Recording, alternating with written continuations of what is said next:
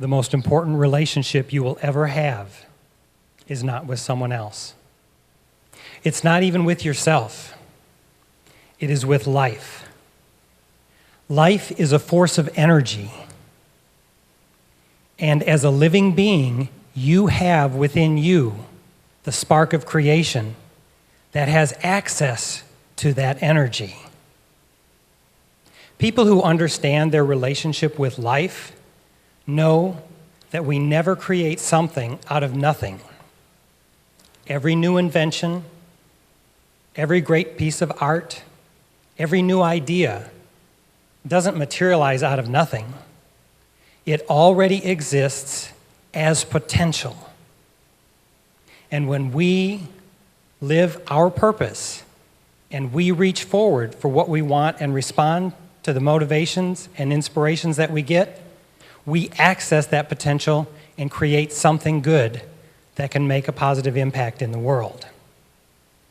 When I teach my goal-setting workshops, the biggest obstacle most people have is figuring out what is their purpose in life.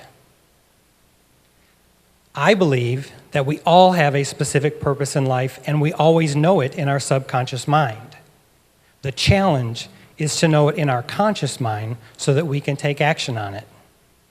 The people who struggle with figuring out what their purpose is are usually looking outside of themselves, when in truth, the answer is within. Inside of us is a still, small voice that is directing us and keeping us connected to that life force energy. The great thing about the still, small voice is that it knows us because it is us as potential already fully realized. And so when it speaks to us, it will talk to us in words and tones and symbols that only we understand. That's why no one else can tell you what your purpose in life is. That's a mystery that only you can solve for yourself. One way the still small voice speaks to us is through dreams when we sleep. One November night, not that long ago, my still small voice spoke to me in a dream, and it gave me very explicit instructions. It said, live the next year of your life full out. For the next 365 days, pack everything in that you can possibly pack in as if you would never experience those calendar dates again. It didn't tell me to prepare to die. It said, pack all the living I can in that time. While I'm doing that, set goals, know my priorities, do only what matters most, and let the rest go. While I'm doing that, my still small voice told me, record what's going on. Write down what I'm doing, thinking, and especially what I'm learning.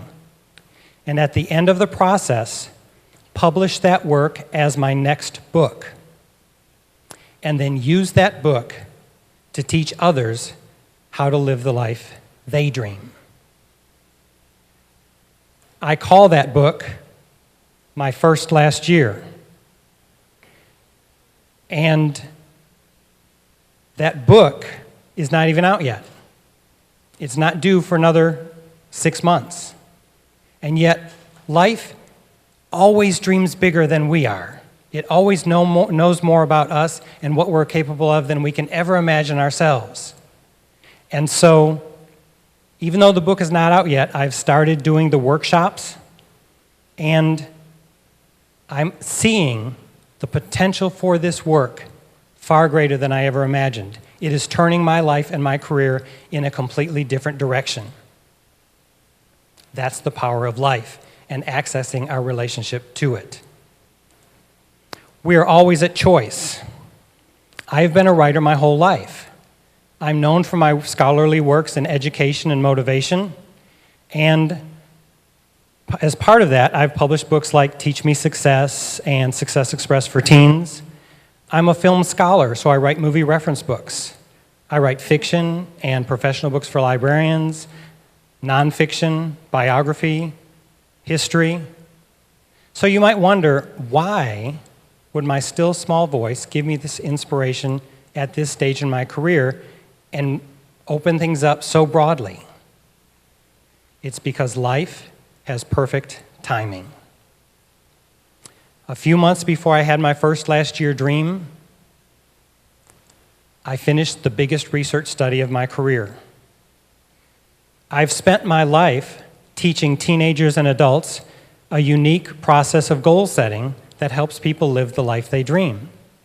And I realized that I wanted to expand my influence and help teachers of elementary children learn about some basic interests and concepts that would prepare them to be better goal setters when they became teenagers and adults. So in my research study, I wanted to find what it is that successful people have in common. Well, I didn't find any magical formula for success, but I did determine 7 specific traits that all successful people who know their relationship with life have in common.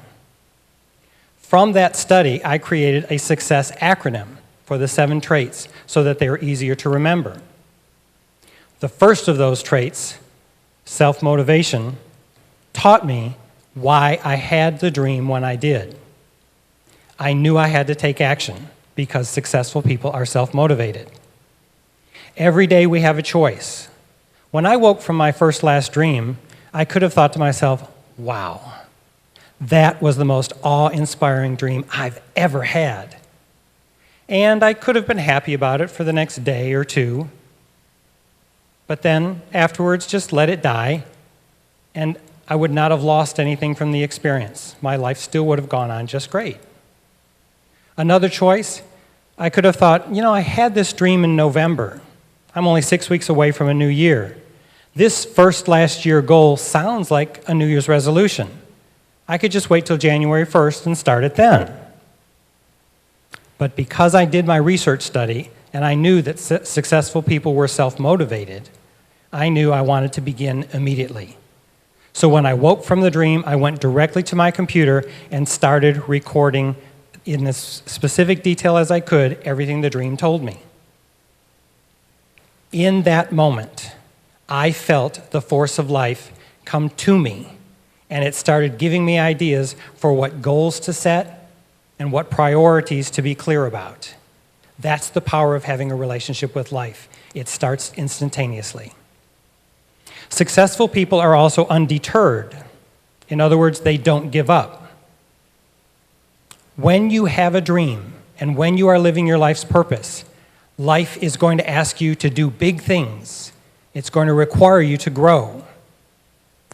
So during the process, while you're on your hero's journey, you are going to reach what are considered metaphoric brick walls. People who aren't successful misinterpret those walls, and they think, oh, this is life's way of telling me this has got to be hard. This is too difficult. Or it's life's way of saying, this is not the right way, do something else. And most unsuccessful people, when they think that, they shrink back into the life that they had before.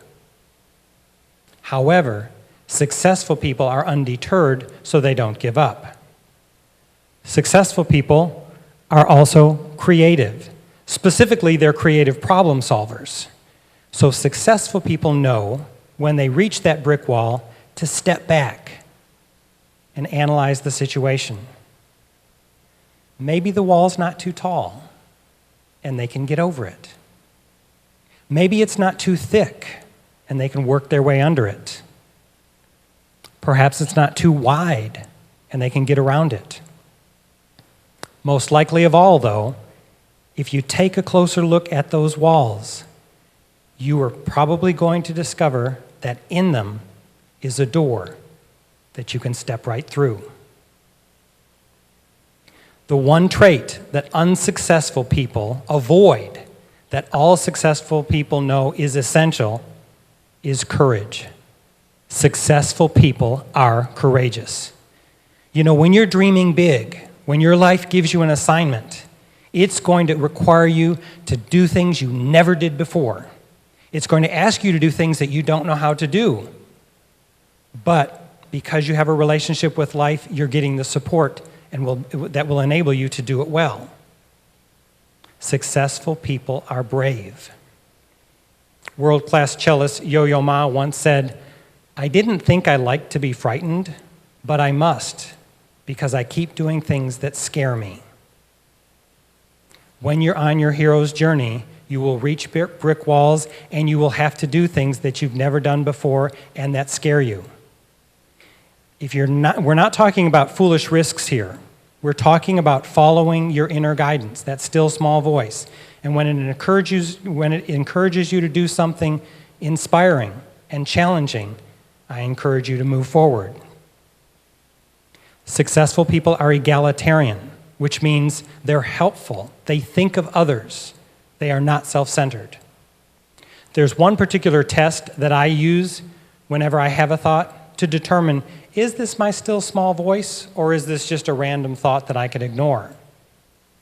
If the idea shows me that if I do this action, it will not only help me, but it will help many other people also, I know that's my still small voice, and I am to take action on that thought. Successful people think of others. When I had my first last year dream, I knew it had to be my still small voice, because the last instruction it gave me was to publish the book and use it to help other people. Successful people are sanguine. That is, they're hopeful and optimistic. Well, if you're taking a long hero's journey that may last several years, how do you stay hopeful? How do you stay optimistic? There are two different kinds of voices that you can listen to. There are the voices without that say things like, "Who do you think you are to pursue a dream like that? What makes you think you can do that? You're not rich enough. You're not smart enough. You're not gorgeous enough to deserve that." Then there's the voice within. And that voice within will tell you, you are not alone. You are connected to the energy of life. And what's moving that energy of life forward are all the great people who lived before us, who had the courage to act on their dreams and make this world a better place. Trust us. Keep going. You will move forward and fulfill your destiny. Finally, successful people are self-aware.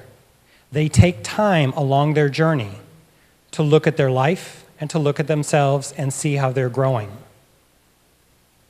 I guarantee you, whenever you pursue a goal, the greatest reward for setting that goal will never be the achievement of the goal.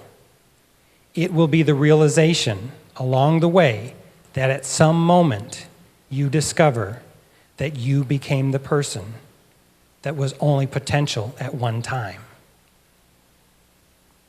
When you have a relationship with life, you are empowered. And you know that the dream you are seeking is also seeking you. If you listen to your still small voice and you have the courage to take action on your inspirations, I promise you, along that hero's journey, you will live the life you dream.